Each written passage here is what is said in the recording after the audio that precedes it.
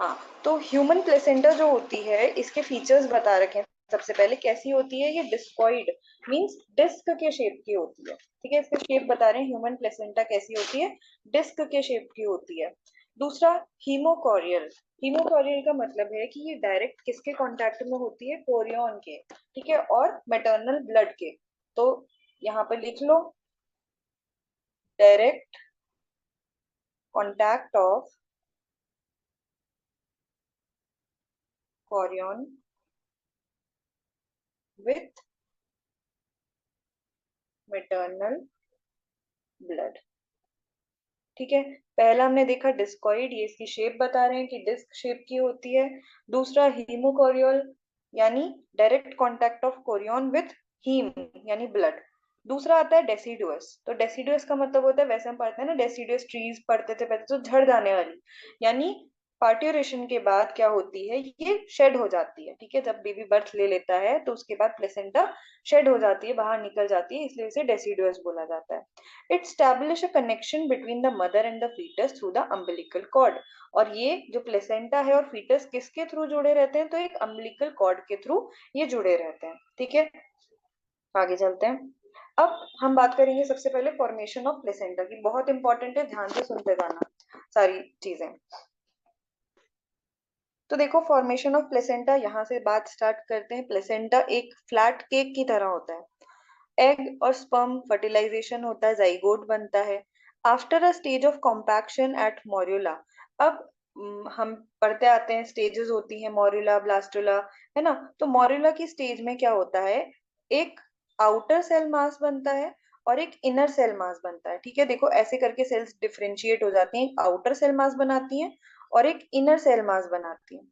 अभी outer cell mass को क्या बोला जाता है, ट्रोफोब्लास्ट बोला जाता है। ठीक है, इनर सेल मास को बोला जाता है एम्ब्रियोब्लास्ट। ध्यान से सुनना, इंपॉर्टेंट चीज है कि जाइगोट में क्या होता है, जब मॉड्यूलर स्टेज आती है तो सेल्स में डिफरेंशिएशन होता है। उसके बाद एक बनता है आउटर सेल मास, एक बनता है inner cell mass. Outer cell mass को क्या कहते हैं, ट्रोफोब्लास्ट कहते हैं। इनर सेल मास को एम्ब्रियोब्लास्ट कहते हैं। ठीक है, फिर क्या होता है कि जो जोना पेलुसिडा होती है वो डिसइंटीग्रेट करती है। हमें पता है बाहर की जो लेयर होती है जोना हैचिंग होती है। जोना पेलुसिडा डिसइंटीग्रेट नहीं करेगी तो इम्प्लांटेशन नहीं हो पाएगा।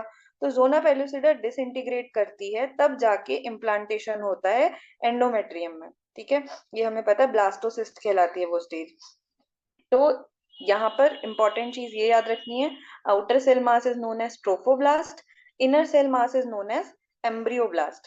ठीक, अब एक एक करके हम देखेंगे। देखो, अभी हमने पढ़ा आउटर सेल मास, जिसे हम क्या कह रहे थे, ट्रोफोब्लास्ट कह रहे थे, और इनर सेल मास एम्ब्रियोब्लास्ट कह रहे थे। अब जो आउटर सेल मास था जिसे हम ट्रोफोब्लास्ट कह रहे थे, अब यहाँ पे हम सिर्फ ट्रोफोब्लास्ट की बात करें। यहाँ पे अंदर से इनर सेल मास लगा हुआ है, ऐसे ऐसे इनर सेल मास लगा हुआ है, लेकिन अभी हम उस डायग्राम को नहीं देख रहे हैं, अभी हम सिर्फ आउटर सेल मास की बात करें।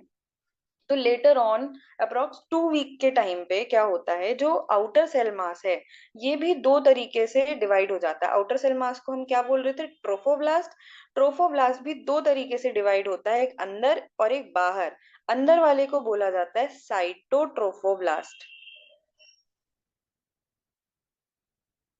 ठीक है, अंदर वाले को बोला जाता है साइटोट्रोफोब्लास्ट और बाहर वाले को बोला जाता है सिंसिशियो ट्रोफोब्लास्ट। ठीक है, अंदर वाले को बोला जाता है साइटोट्रोफोब्लास्ट, बाहर वाले को बोला जाता है सिंसिशियोट्रोफोब्लास्ट। ठीक है, मैंने बताया जो आउटर सेल मास है उसे ट्रोफोब्लास्ट कह रहे हैं। ट्रोफोब्लास्ट आगे जाके डिफरेंशिएट हो रहा है और बना रहा है सिंसिशियोट्रोफोब्लास्ट, जो सबसे बाहर वाला है, और अंदर वाला साइटोट्रोफोब्लास्ट। अब क्या होते हैं, ये जो सिंसिशियोट्रोफोब्लास्ट बना, इसमें छोटे छोटे स्पेसेस क्रिएट हो जाते हैं। छोटे छोटे स्पेसेस क्रिएट हो जाते हैं, क्यों हो रहे हैं अभी हम बात करेंगे इसकी। तो छोटे छोटे स्पेसेस क्रिएट हो जाते हैं, इन स्पेसेस को बोला जाता है लैक्यूना। क्या बोला जाता है, लैक्यूना। अब ये स्पेसेस में क्या होता है, जो यूटेराइन स्पाइरल आर्टरीज होती हैं ये इनमें इन्वेड करती हैं और ये ब्लड से फिल हो जाते हैं। ठीक है, तो स्पाइरल आर्टरीज इनमें इन्वेड कर जाती हैं।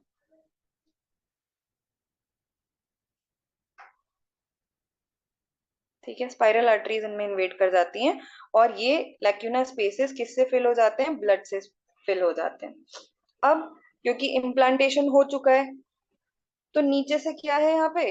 एंडोमेट्रियम है, पूरा अंदर घुस जाता है ना। देखो जैसे ये हमारा यूट्रस, ये यहाँ पे फैलोपियन ट्यूब आ गई, ठीक है।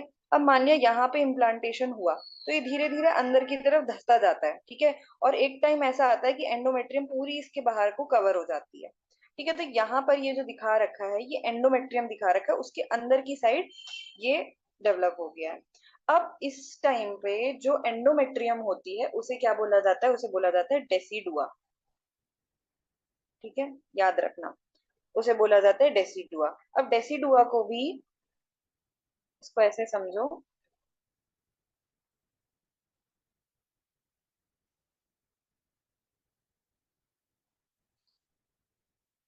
डेसिडुआ के अलग अलग नाम बोले जाते हैं। देखो ये हमारी एंडोमेट्रियम, यहाँ पे क्या है आके, जो एम्ब्रियो है वो अटैच हुआ है। अब इसके बाहर से एक लेयर है और ये और बाकी की एंडोमेट्रियम है, ठीक है, बाकी की एंडोमेट्रियम। अब ये जो जहां पे इम्प्लांटेशन हुआ है उसके नीचे जो एंडोमेट्रियम होगी उसको बोला जाता है डेसिडुआ बेसालिस। क्या बोला जाता है? डेसिडुआ बेसालिस।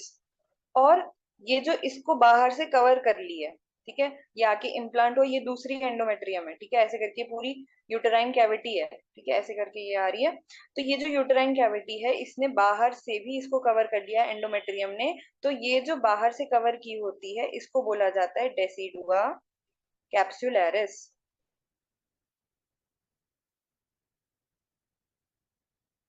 ठीक है, डेसिडुआ कैप्सुलैरिस। और जितनी बची एंडोमेट्रियम, ठीक है, ये इसकी वॉल है, ये एक एंडोमेट्रियम की वॉल है, ये दूसरी एंडोमेट्रियम की वॉल है और ये बीच में कैविटी है, ये वाला स्पेस कैविटी है। अब जितनी बची एंडोमेट्रियम, ये इधर वाली, ठीक है, जितनी भी बची एंडोमेट्रियम होती है उसको बोला जाता है डेसिडुआ पेरिटेलिस,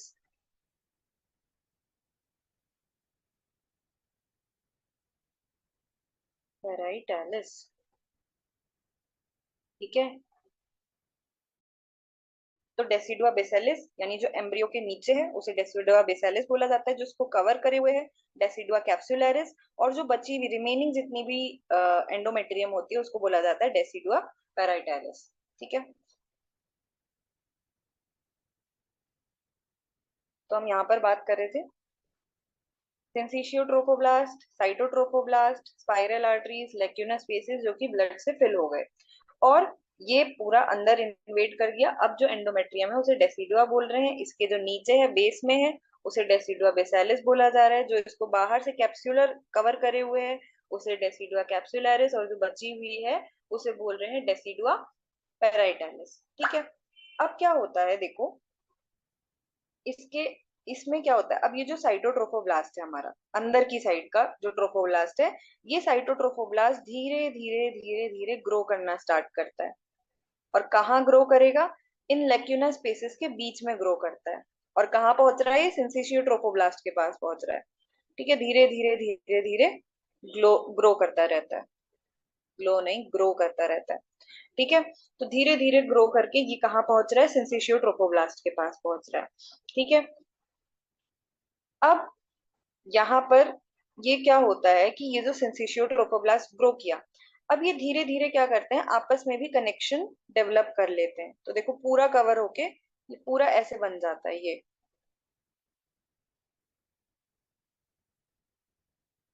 ठीक है, ये पूरा ऐसे करके बन जाएगा। तो देखो साइटोट्रोफोब्लास्ट था पहले और बाहर क्या था? सिंसिशियो ट्रोफोब्लास्ट था।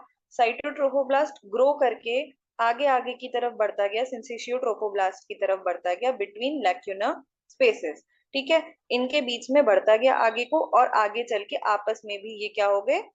मैच हो गए, ठीक है। अब इसको क्या बोला जाता है? देखो इसमें क्या है, अब बाहर से तो क्या है? सिंसिशियो ट्रोफोब्लास्ट है, अंदर से साइटोट्रोफोब्लास्ट है। तो इन दोनों को मिला के बोला जाता है प्राइमरी विलाय, ठीक है, इन दोनों को मिला के बोला जाता है प्राइमरी विलाय। कितना समझ आ रहा है? रिपीट करना तो बताओ। समझ आ रहा है सभी को इतना? यस बोलो, किसी फ्रेंड को भी मैम नहीं पूरा। समझ आया, रिपीट करना है तो बता देना। ठीक है, एक को भी नहीं आएगा तो रिपीट कर देंगे। तो देखो, ये चीज हमने देखी, प्राइमरी विलाय फॉर्मेशन कैसे हो रहा है। अब देखो यहाँ पर पहले तो खाली सिंसिशियो ट्रोफोब्लास्ट था, तो इन स्पेसेस को हम क्या बोल रहे थे, लेक्यूना बोल रहे थे।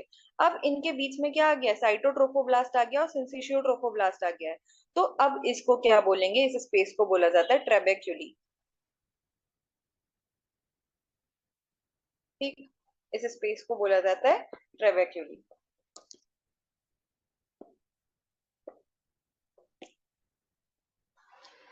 अब आगे चलते हैं। अब देखो, लैक्यूनस स्पेसेस बने थे अंदर, क्या मैंने बताया कि अंदर भी साइटोट्रोफोब्लास्ट इन्वेड कर गया, इसको हम प्राइमरी विलाय बोल रहे हैं। अब क्या होता है देखो, अब बात करेंगे हम इनर सेल मास की। तो यहाँ पर क्या बन गया देखो, आउटर साइटोट्रोफोब्लास्ट, इनर साइटोट्रोफोब्लास्ट, और इसके बीच में क्या है, सिंसिशियो ट्रोफोब्लास्ट। तो इसको लिख लेंगे, आउटर साइटोट्रोफोब्लास्ट, ये बना इनर साइटोट्रोफोब्लास्ट, और ये बीच में क्या है, सिंसिशियो ट्रोफोब्लास्ट है। ठीक है, और ये इसके बीच में जो स्पेसेस हैं इन्हें ट्रेबेक्युली बोलेंगे या फिर बोलेंगे इंटरविलस स्पेसेस, क्योंकि ये विलाय बन गई है अब। तो इनको क्या बोलेंगे, इंटरविलस स्पेसेस बोला जाता है। ये सब हम फॉर्मेशन ऑफ प्लेसेंटा देख रहे हैं। ठीक है, इंटरविलस स्पेसेस बोला जाता है। अब हम बात करेंगे कि अंदर के सेल मास में क्या होता है। ठीक है,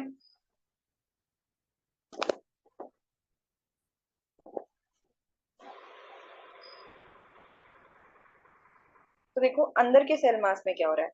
अब ये पूरा बाहर का बन चुका है, ठीक है, ये पूरा बन रखा है प्राइमरी विलाई, ये मैंने सिर्फ अंदर वाला पोर्शन दिखाया है। ठीक है, तो इमेजिन कर लो कि बाहर से ये है अभी, ठीक है, ऐसे ऐसे करके ये बना हुआ है, ये गया नहीं है, ये ऐसे ही है। अब हम अंदर के सेल मास की बात करें, तो अंदर के सेल मास में क्या होता है, जो हमने देखा था एम्ब्रियोब्लास्ट। अब एम्ब्रियोब्लास्ट भी डिवाइड कर जाता है, ये बनाता है कुछ कॉलमनर सेल्स जो ये वाली है, ठीक है, कुछ कॉलमनर सेल्स बनाता है और कुछ क्यूबॉइडल सेल्स बनाता है। तो ये जो कॉलमनर सेल्स हैं इनको बोला जाता है एपीब्लास्ट, और ये जो क्यूबॉइडल सेल्स हैं इनको बोला जाता है हाइपोब्लास्ट। तो जब आपने एम्ब्रियोलॉजी पढ़ी होगी फर्स्ट ईयर में, आपको पता होगा कि इनके बीच में ही क्या बनती है, मीजोडर्म बनती है। ठीक है, ऊपर वाली एक्टोडर्म, नीचे वाली एंडोडर्म, बीच में मीजोडर्म आ जाती है। ठीक है, तो ऊपर वाली सेल्स बनी एपीब्लास्ट, नीचे वाली हाइपोब्लास्ट।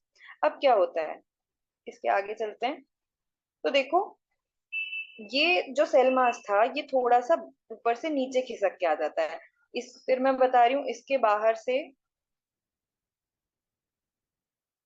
साइटोट्रोफोब्लास्ट है। ठीक है, इसके बाहर से भी अभी साइटोट्रोफोब्लास्ट है, हम अंदर वाले की बात करें, ये ऐसे बना हुआ है अभी पूरा। ठीक है, बना दिया दोबारा से। तो देखो क्या होता है, जैसे ही ये सेल मास बना तो ये नीचे की तरफ बीच में को खिसक के आ जाता है। तो इसके साथ थोड़ी सी ये साइटोट्रोफोब्लास्ट जो था, ये जो सेल्स थी ये भी खिंच के आ जाती हैं और ये एक सेल लेयर बनाती हैं, इसे बोला जाता है एमनियन। ठीक है, इसे बोला जाता है एमनियन। ये काय की सेल्स हैं, ये इस साइटोट्रोफोब्लास्ट की ही सेल्स होती हैं और ये बनाती हैं एमनियन, इस लेयर को एमनियन बोला जाता है। और कुछ सेल्स नीचे से खिंच के आएंगी, तो इस मेम्ब्रेन को बोला जाता है ही यूजर्स मेम्ब्रेन। स्पेलिंग देख लेना क्या होती है, मुझे तो यही याद है। ठीक है, अब क्या होता है, ये जो कैविटी बनी, इस कैविटी, जो ऊपर वाली कैविटी है, इसको क्या बोला जाएगा, एमनियोटिक कैविटी। ठीक, नीचे वाली कैविटी को बोला जाता है योक सैक। और ये कौन सा योक सैक है, प्राइमरी योक सैक है। ठीक है, आगे चलते हैं। जहां पर भी समझना है बता देना, फिर कह रही हूँ इंपॉर्टेंट चीज है। आगे चल रहे हैं। अब देखो क्या होता है, ये हमने देख लिया सब चीज कि कैसे एमनियोटिक कैविटी बनी, योग सैक बना। अब क्या हुआ? हाँ बोलो। बस ये जो हाँ रेड वाला है, ये भी इनर सेल मास्क मतलब एम्ब्रियोब्लास्ट के अंदर का है ना ये? हाँ, नहीं ये देखो मैंने बताई जो रेड से बना है ना, रेड वाली जो सेल्स हैं, ये ब्लैक से ही बनाना, तो ये जो सेल्स है ना, ये साइटोट्रोफोब्लास्ट से ही आई हैं खिंच के। मैंने बताया कि ये जो साइटोट्रोफोब्लास्ट है, इसी से खिंच के ये सेल्स आ गई हैं। ठीक है। Okay okay boss. और इधर भी, हाँ ये एमनियन बना रही है, इधर फ्यूजर्स मेम्ब्रेन बन रही है। ठीक है। फिर जाके जो कैविटी फॉर्मेशन हो रहा है, अब देखो ये सब बन गया, एमनियोटिक कैविटी बन गई, प्राइमरी yolk sac बन गया। अब ये जो सेल्स खिंच के आई, यहाँ पे तो खाली स्पेस बन गया, तो इस खाली स्पेस में कुछ सेल्स आ जाती हैं, इन सेल्स को बोला जाता है एक्स्ट्रा एम्ब्रियोनिक मीजोडर्म। समझ आया सभी को कैसे बन रही है एक्स्ट्रा एम्ब्रियोनिक मीजोडर्म? जो अंदर एपीब्लास्ट और हाइपोब्लास्ट के बीच में बनती है उसे तो बोला जाता है इंट्रा एम्ब्रियोनिक मीजोडर्म। ठीक है, उससे तो ऑर्गन्स वगैरह डेवलप होते हैं, वो हमें सब पता है। लेकिन ये जो होती है इसको बोला जाता है एक्स्ट्रा एम्ब्रियोनिक मीजोडर्म। ठीक है। और ये किससे लाइंड होती है? ऊपर एमनियोटिक कैविटी से, नीचे प्राइमरी yolk sac से, और बाहर से साइटोट्रोफोब्लास्ट से लाइंड है। ठीक है। अब ये जो कैविटी बनती है, मतलब ये जो कैविटी बनी थी, ये फिल हो गई एक्स्ट्रा एम्ब्रियोनिक मीजोडर्म से। अब फर्दर क्या होता है, यहाँ भी कुछ स्पेसेस क्रिएट होने स्टार्ट हो जाते हैं। कैसे होते हैं देखो, इसमें भी कुछ स्पेसेस क्रिएट होने स्टार्ट हो जाते हैं, देखो ऐसे करके कुछ स्पेसेस बनने लग जाते हैं। अब ये जो स्पेसेस होते हैं ये आपस में ज्वाइन हो जाते हैं।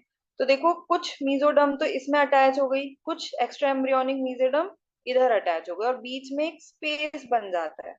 ठीक है, बीच में खाली स्पेस बन जाता है, लेकिन ये पूरा बना हुआ है देखो ऐसे। ये जो बीच में खाली स्पेस बनता है, लेकिन ये एक जगह से अटैच रहता है, इसे बोला जाता है कनेक्टिंग स्टॉक।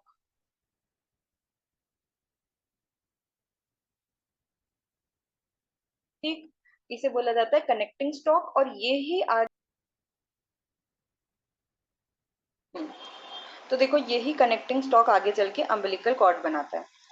अब ये तो चीजें सब बन गई। अब यहाँ पर हमें बनी थी, हमारे पास आई थी एक्स्ट्रा एम्ब्रियोनिक मीजोडर्म, हमारे पास है साइटोट्रोफोब्लास्ट, हमारे पास है सिंसिशियोट्रोफोब्लास्ट। अब क्या होता है देखो, ये जो एक्स्ट्रा एम्ब्रियोनिक मीजोडर्म बनी थी, ये धीरे धीरे इसके चारों तरफ आने लग जाती है। ठीक है, ये पहुंच जाएगी बाहर वाले आउटर साइटोट्रोफोब्लास्ट के पास पहुंच जाती है। ठीक है, तो इस चीज को बोला जाता है सेकेंडरी विलाई। प्राइमरी विलाई में क्या था? प्राइमरी विलाई में था साइटोट्रोफोब्लास्ट और सिंसिशियोट्रोफोब्लास्ट। अभी यहाँ पर क्या आ गई? एक्स्ट्रा एम्ब्रियोनिक मीजोडर्म भी आ गई। अब इसको क्या बोला जाएगा? सेकेंडरी विलाई बोला जाएगा। ठीक। अब इसके बाद क्या होता है? अब हमें पता है यहाँ पर क्या है, लैक्यूना है जहाँ पे ब्लड भरा है। अभी तक तो स्पाइरल आर्टरीज यहीं तक आई थी। अभी क्या होता है, आर्टरीज यहाँ से इसके अंदर ट्रेवल करके अंदर तक पहुंचती हैं। ठीक है, सब जगह बनेगा ये, ऐसा नहीं है कि एक ही जगह। यहाँ पर भी एक्स्ट्रा एम्ब्रियोनिक मीजोडर्म आ जाएगी, ये क्या बनाएगा? सेकेंडरी विलाई, सब जगह ऐसा बनेगा। फिर इसके अंदर क्या होगा, आर्टरीज इन्वेट कर जाती हैं और ये पूरा अंदर तक पहुंचती हैं। ठीक है, ऐसे करके आर्टरीज इन्वेट कर जाएंगी। जब इसमें जो आर्टरीज हैं, ब्लड कैपिलरीज हैं, वो एंटर कर जाती हैं, तब जाके इसे क्या बोला जाता है? टर्शरी विलाई बोला जाता है। और ये जो टर्शरी विलाई होता है, यही हमारा प्लेसेंटल बैरियर कहलाता है, यही हमारी प्लेसेंटा बन गई पूरी। ठीक है, इसे ही क्या बोला जाता है? Placental barrier. ठीक है, आगे चलते हैं। तो देखो यहाँ पर हमने देखा था formation of bilaminar disc from inner cell mass. Inner cell mass से बाइलैमिनर डिस्क बनी। ऊपर की सेल्स जो कॉलमनर थी, यहाँ पे कॉलमनर नहीं दिखा रखा, कॉलमनर सेल्स जो होती हैं वो एपीब्लास्ट कहलाती हैं, नीचे वाली हाइपोब्लास्ट कहलाती हैं। दो कैविटीज बनती हैं, एमनियोटिक कैविटी और yolk sac। Epiblast give rise to intra embryonic mesoderm. ठीक है, एपीब्लास्ट से क्या बनता है? इंट्रा एम्ब्रियोनिक, मैंने बताया था।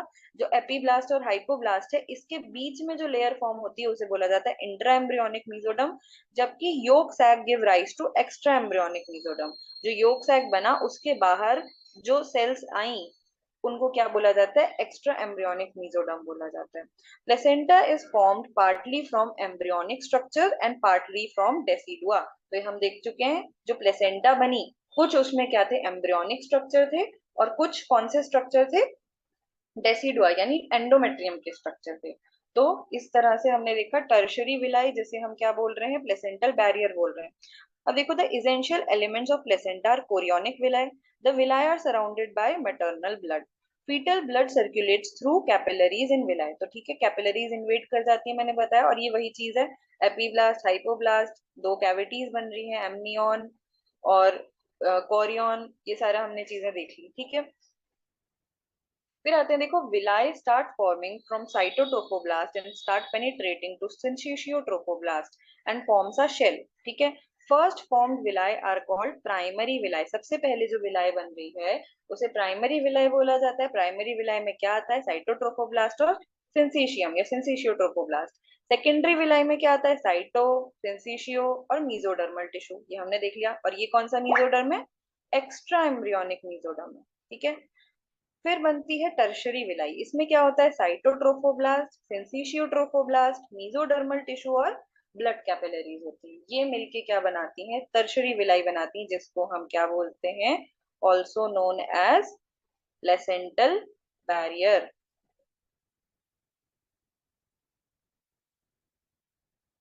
ठीक है, अब देखो, यहाँ पर भी वही चीज लिख रखी है कि vessels erode the blood capillaries and blood comes and filled into the lacunar spaces. जो ब्लड कैपिलरीज होती हैं वो लैक्यूनर स्पेस को फिल करती हैं ताकि एक रिजर्व बने रहे वहां पे। The maternal in the fetal blood are separated by a very thin placental membrane. तो जो प्लेसेंटा है वो एक मेम्ब्रेन से कवर्ड रहती है। अभी हम देखेंगे उसे क्या बोलते हैं, एमनियन बोला जाता है उस मेम्ब्रेन को। All substance passes from the mother to fetus travels this membrane। और जितने भी substances पास होते हैं मदर से fetus में वो इस membrane के थ्रू पास होते हैं। By the fourth month of pregnancy, ये important है, fourth month of pregnancy the placenta is well developed organ। fourth month से पहले pregnancy को maintain करने का काम कौन करता है? जो प्रोजेस्ट्रॉन हार्मोन होता है निकलता है कॉर्पस ल्यूटियम से, ये हम पहले भी डिस्कस कर चुके हैं। जब फोर्थ मंथ के बाद प्लेसेंटा बन जाती है, ये रिलीज करती है HCG। ठीक है, फिर आता है, as the pregnancy continues the placenta increase in area and thickness. जैसे जैसे प्रेगनेंसी कंटिन्यू होती है इसकी थिकनेस बढ़ती है, एरिया बढ़ता जाता है। फिर देखो, प्लेसेंटा एट टर्म। अब जब प्लेसेंटा पूरी बन गई, ठीक है, टर्म किसे बोला जाता है? 40 वीक्स को टर्म बोला जाता है। ठीक है, एट ऑलमोस्ट सर्कुलर डायमीटर। कैसा होता है? सर्कुलर डायमीटर होता है। हमने पढ़ा डिस्कॉइड होती है ह्यूमन प्लेसेंटा, डिस्क शेप की होती है। 15 to 20 सेंटीमीटर। थिकनेस इसकी कितनी रहती है? 3 सेंटीमीटर एट इट्स सेंटर। ठीक है, थिकनेस इसकी कितनी रहेगी? 3 सेंटीमीटर की रहेगी, जबकि जो इसका डायमीटर है वो कितना रहेगा? 15 to 20 सेंटीमीटर का रहेगा। अभी हम एबनॉर्मेलिटीज पढ़ेंगे, तो उसमें एक एबनॉर्मेलिटी आती है लार्ज प्लेसेंटा। उसमें क्या होता है, ये 20 सेंटीमीटर से ज्यादा अगर प्लेसेंटा हो जाती है उसे लार्ज प्लेसेंटा बोला जाता है, एक तरह की प्लेसेंटल एबनॉर्मेलिटी है। फिर thins off towards the edge. अब ये क्या होती है? जो प्लेसेंटा होती है ये एज की तरफ यानी किनारों पे क्या होती है? पतली होती है, बीच में से मोटी होती है। Feels spongy and weighs about 500 gram. Weight कितना होता है इसका? 500 ग्राम होता है। प्लेसेंटा बेबी वेट, अगर प्लेसेंटा और बेबी वेट का अगर रेशियो देखे तो 1:6 का रेशियो रहता है। Occupies 30% of uterine wall. Uterine wall, मान लिया कि हमारी ये पूरी यूटेराइन वॉल है, इसका ये 30% पोर्शन कवर करे रहती है। कौन? प्लेसेंटा। Presents to surfaces. अब ये इंपॉर्टेंट है, जो प्लेसेंटा होती है इसके दो सरफेसेस होते हैं, एक फीटल सरफेस, एक मैटरनल सरफेस। तो इसमें देखो, एक ये सरफेस है प्लेसेंटा का जो किससे अटैच है? मदर के यूट्रस से अटैच है, तो इसे क्या बोला जाता है? Maternal surface. ठीक है, और एक सरफेस क्या है? ये फीटस से अटैच है, यहाँ अंदर फीटस है, सॉरी, यहाँ अंदर पूरा फीटस है। ठीक है, और ये अम्बिलिकल कॉर्ड से अटैच है, तो ये फीटस से अटैच है, इसे क्या बोला जाता है? Fetal surface. ठीक है। एक सरफेस मदर के यूट्रस से जुड़ा है, एक अम्बिलिकल कॉर्ड से बच्चे से कनेक्टेड है, तो इसे बोला जाता है फीटल सरफेस, और जो मदर में है वो maternal surface. Placenta start forming at 6th week and is completed by 12th week. ठीक है, 6th वीक में बनना स्टार्ट हो जाती है और 12 वीक में कंप्लीट हो जाती है प्लेसेंटा। अब देखो, दो सरफेसेस की बात हमने करी, अभी मीटिंग एंड होने वाली है थोड़ी देर में, तो थोड़ी देर बाद ज्वाइन करेंगे दोबारा से, ठीक है, एक और क्लास लेंगे अभी। तो दो सरफेसेस होती हैं प्लेसेंटा की, कौन कौन सी? एक फीटल सरफेस, एक मटरनल सरफेस। फीटल सरफेस को बोला जाता है कोरियोनिक प्लेट, ये याद रखना, इंपॉर्टेंट है, एमसीक्यू में भी आ सकता है तुम्हारे। फीटल सरफेस को बोला जाता है कोरियोनिक प्लेट, और मैटरनल सरफेस को बोला जाता है बेसल प्लेट। ठीक है, फीटल सरफेस को कोरियोनिक प्लेट, मैटरनल सरफेस को बेसल प्लेट। अब जो फीटल सरफेस होती है ये कैसी होती है? स्मूथ होती है, और amnion with the umbilical cord attached to its near to centre. तो यहाँ पर देखो, ये मैटरनल सरफेस है, इसको क्या बोल रहे हैं? बेसल प्लेट बोल रहे हैं। ये कैसी होती है? रफ होती है, स्पॉन्जी होती है। अब जो बच्चे, यहाँ ये फीटस है, ये फीटस से क्या निकल रही है? अम्बिलिकल कॉर्ड, बीच में इसका इंसर्शन होता है। और देखो, ये बाहर वाली लेयर क्या है? कोरियोनिक प्लेट बोल रहे हैं, जैसे मैटरनल फीटल सरफेस है जो, ये किससे कवर्ड रहती है? जो रेड कलर की, रेड पेन से लाइनिंग दिखा रखी है, इसे बोल रहे हैं amnion, covered with amnion, can be peeled off except at the insertion of umbilical cord. तो ये जो रेड कलर से दिखा रखा है ये एमनियन होता है, और ये एक पतली ना मेम्ब्रेन जैसी होती है, एक झिल्ली जैसी होती है। और जब प्लेसेंटा बाहर आता है तो हम इसे हाथ से ही ऐसे पील ऑफ कर सकते हैं, जैसे आलू उबलता है ना, आलू को छीलते हैं तो वो पील ऑफ हो जाता है, वैसे ही ये पील ऑफ हो जाती है जो एमनियन है। और ये कैसी होती है? स्मूथ होती है, ग्लिस्टनिंग होती है। ठीक है, अब क्या बोल रहे हैं देखो, बेसल प्लेट मैटरनल सरफेस की बात कर लेते हैं हमने, कोरियोनिक प्लेट यानी फीटल सरफेस की बात कर ली। तो जो मैटरनल सरफेस है वो कैसी कैसी होती है? रफ होती है, स्पॉन्जी होती है। Maternal blood gives it dull red colour. तो मैटरनल ब्लड इसे कैसा कलर देता है? डल रेड कलर देता है। ठीक है, a thin grayish remnant of Decidua basalis, 50 to 20 lobes known as cotyledons limited by a fissure। अब देखो, प्लेसेंटा ऐसा नहीं है कि गोल एक बिल्कुल चिकना स्ट्रक्चर होगा, इसमें क्या होते हैं? कुछ कॉटिलिडन्स ऐसे ऐसे होते हैं, ठीक है, छोटे छोटे पीसेस होते हैं कुछ कॉटिलिडन्स। और कई बार क्या होता है, ये कॉटिलिडन्स पार्टुरेशन के टाइम पे जब बच्चा बर्थ लेता है तो कुछ कॉटिलिडन्स कई बार ऐसा होता है कि रह जाते हैं, जिस वजह से किसके चांसेस हो जाते हैं? पीपीएच, पोस्टपार्टम हेमरेज के चांसेस हो जाते हैं। क्यों?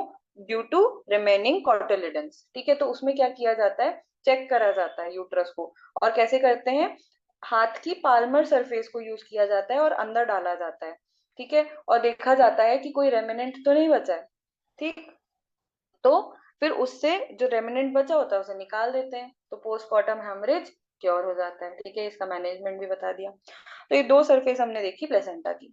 ठीक, आगे चलते हैं, अब प्लेसेंटल सर्कुलेशन की बात करते हैं। तो ये हम फर्स्ट ईयर से पढ़ के आ रहे हैं कि मैटरनल सर्कुलेशन होता है, एक फीटल सर्कुलेशन होता है। मैटरनल सर्कुलेशन में क्या होती है? देखो, at term 120 spiral arteries enter maternal sinus, venous blood is collected by venous channel. ठीक है, तो यहाँ पे याद रखना है कि 120 स्पाइरल आर्टरीज का रोल होता है।